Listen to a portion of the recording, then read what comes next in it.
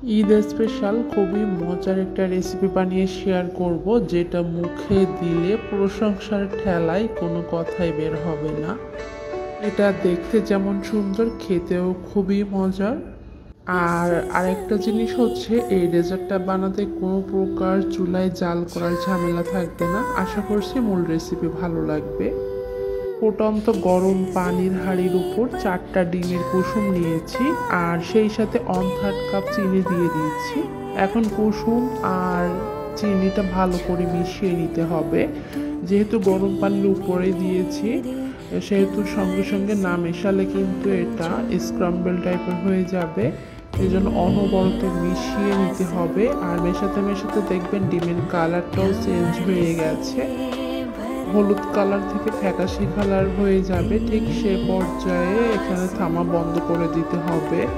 এই যে প্রায় হয়ে গেছে, এখন আমি এটা এক সাইডে রেখে দিব।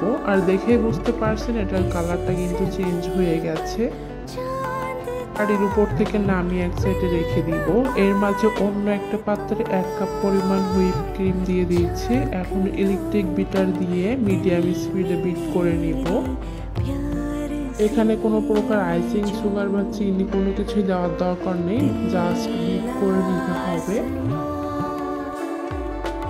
এখানে অলরেডি বিট করা হয়ে গেছে। এই যে এখন আমি আগে থেকে যে ডিমের মিশ্রণটা বানিয়ে রেখেছিলাম, সেটার মাঝে অল্প অল্প করে হুইপ ক্রিম দিয়ে মিশিয়ে নিতে হবে। একবারেই সব ঢেলে দেওয়া যাবে না, অল্প অল্প করে দিতে হবে আর আলতোভাবে মিশিয়ে নিতে হবে।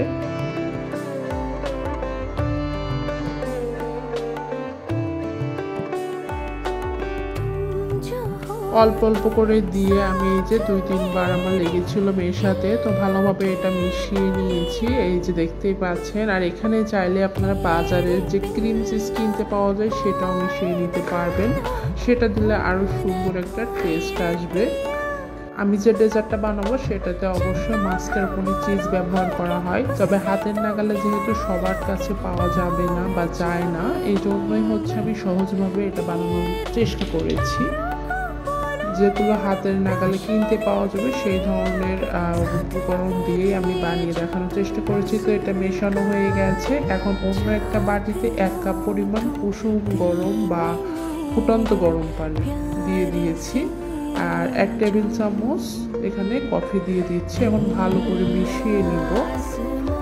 পানিটা কুসুম গরম অবস্থায় হয়ে গেলে এরপরে যে আমি আগে থেকে বিস্কুট বানিয়ে রেখেছি, এই রেসিপিতে যে কোনো বিস্কুট বা টোস্ট দিলে হবে না, এমন লেডি ফিঙ্গার বিস্কুট লাগবে। আর এই বিস্কুটটা কিভাবে বানাতে হয় আমার পেজে অবশ্যই রেসিপি দেওয়া আছে, চাইলে দেখে নিতে পারেন। এই বিস্কুট না হলে কিন্তু অরিজিনাল যে টেস্ট সেটা আসবে না। তো কফি মিশ্রণে বিস্কুটটা চুবিয়ে আমি একটা সার্ভিং বলে এভাবে করে দিয়ে দিচ্ছি। এরপর হুইপ ক্রিমের যে মিশ্রণটা বানিয়ে রেখেছি সেটা 1 লেয়ার দিয়ে দিয়েছি। এরপর আবারও হচ্ছে লেডি ফিঙ্গার বিস্কুটটা কফির মাঝে ডুবিয়ে তারপরে দিয়ে দিতে হবে। আর আমি কিন্তু এই ডেজার্টটা একদমই সহজভাবে দেখানোর চেষ্টা করেছি হাতের নাগালে থাকা উপকরণ দিয়ে। আর খেতে এতটাই মজা কি বলবো। কাঁচা ডিমের কুসুম ব্যবহার করার কারণে অনেকে আবার ভাবতে পারে গন্ধ লাগবে কিনা, যেহেতু আমরা গরম পানির উপরে এটা ভালো করে ভাপে দিয়ে তারপর কিন্তু মিক্স করেছি, ডিমের কোনো গন্ধই থাকবে না। তো এটা হচ্ছে উপর দিয়েও আমি ঢেকে দিয়েছি লেয়ার করে। এরপর ফ্রিজে 10 মিনিট রেখে দিয়েছিলাম। তারপর উপর দিয়ে আমি একটু কোকো পাউডার দিয়ে দিচ্ছি দেখার সৌন্দর্যে। এরপর আমি স্কোয়ার শেপ করে কেটে নিচ্ছি। আশা করছি আমার এই সহজ রেসিপি ভালো লেগেছে। ঈদের স্পেশাল অবশ্যই এই রেসিপিটা ঈদের দিন বাসায় ট্রাই করবেন বানানোর। এটা ঈদের দিন রাতে বানিয়ে রাখবেন, একদিন আগে বানিয়ে রাখলে বেশি টেস্ট ভালো আসবে। অন্যান্য রেসিপির মতো এই রেসিপি ভালো লাগলে অবশ্যই বেশি বেশি করে শেয়ার করে দিবেন। তো অন্য কোনো রেসিপি নিয়ে আবারও চলে আসবো। সবাই ভালো থাকবেন।